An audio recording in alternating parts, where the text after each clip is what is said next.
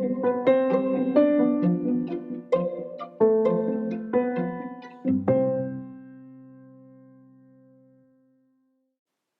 a tutti e bentornati nel mio podcast. Nella puntata di oggi vi spiegherò come poter fare dei paragoni in italiano. Sentirete come utilizzare il comparativo.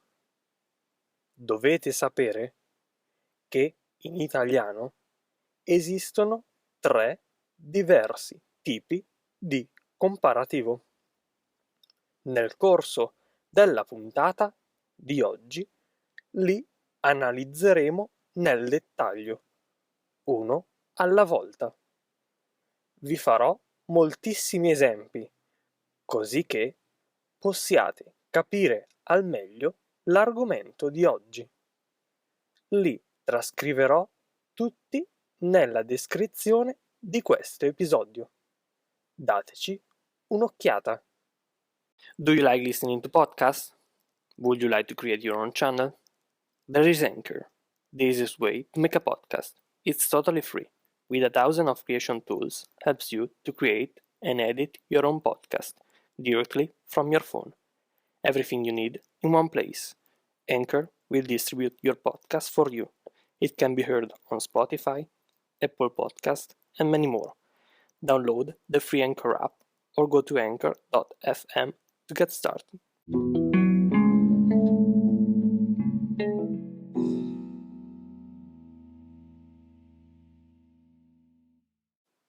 Inizio questo episodio con il dirvi che il comparativo in italiano esprime sempre un paragone tra due termini rispetto ad una determinata qualità. Ad esempio, il fiore rosso è più bello del fiore giallo.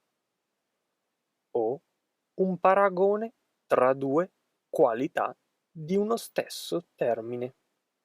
Esempio, il fiore è più bello che profumato. Come vi anticipavo nella intro di questo episodio, in italiano esistono 3 tipi diversi di comparativo. Numero 1. Quello di maggioranza. Numero 2. Quello di uguaglianza. Numero 3. Quello di minoranza. Iniziamo con il primo, quello di maggioranza. Il comparativo di maggioranza si usa nel momento in cui si vuole dire che una qualità è più grande nel primo termine di paragone, quindi ha un'intensità maggiore rispetto al secondo. Si forma semplicemente aggiungendo più davanti all'aggettivo e di davanti al secondo termine di paragone. Esempio, Paolo è più alto di Marco.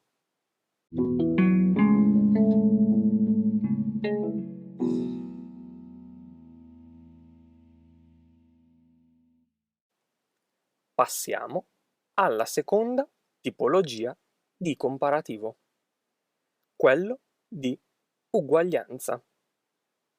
Il comparativo di uguaglianza va utilizzato nel momento in cui la qualità ha uguale intensità sia nel primo che nel secondo termine di paragone. Si forma mettendo come o quanto davanti al secondo termine di paragone. Esempio, Paolo è alto come Marco. O Paolo è alto quanto Marco.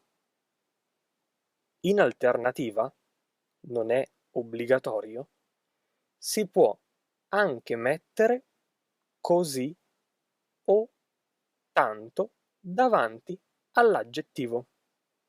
Esempio: Paolo è così alto come Marco. Se scegliete di utilizzare così prima dell'aggettivo, poi dovete usare come.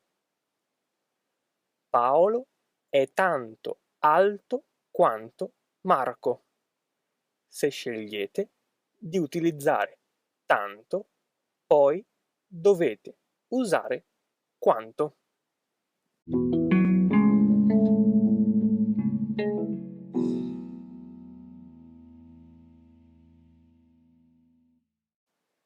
Terza tipologia, quello di minoranza. Il comparativo di minoranza va utilizzato nel momento in cui la qualità è di un'intensità minore nel primo termine di paragone rispetto al secondo. Si forma aggiungendo semplicemente meno davanti all'aggettivo e di davanti al secondo termine di paragone. Esempio: Paolo è meno alto di Marco. Tutto qua. Molto semplice. Prima di concludere, voglio farvi una piccola precisazione.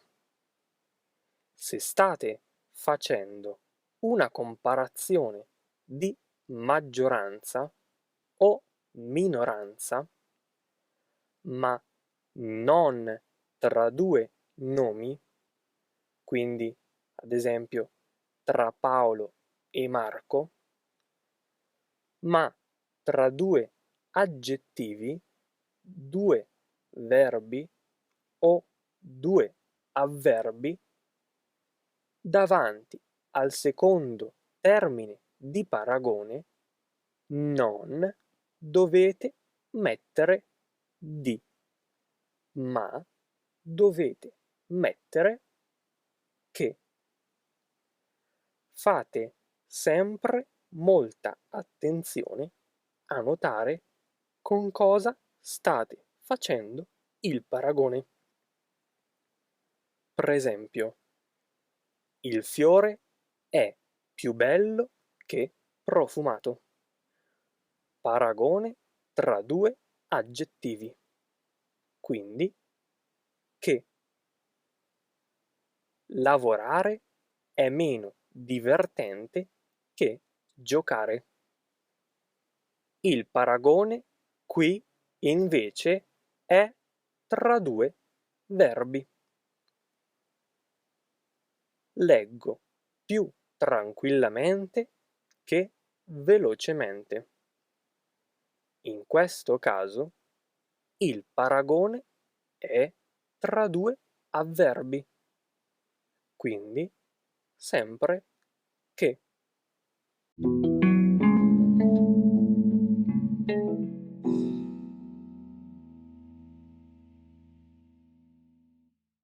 È tutto per oggi.